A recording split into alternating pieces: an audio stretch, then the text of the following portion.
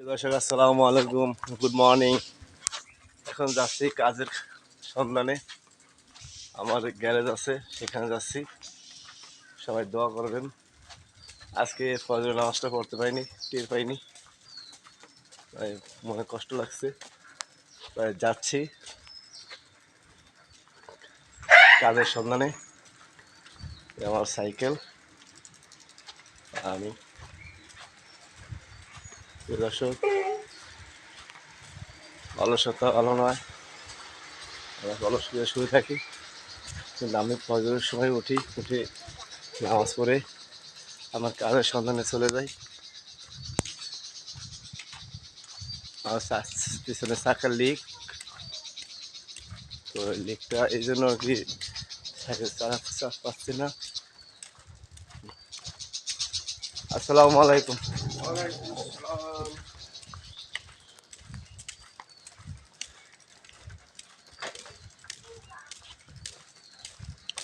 আমার বাসা থেকে আমার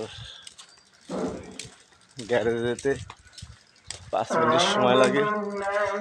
সেই 5 মিনিটে আমি হাঁটছি।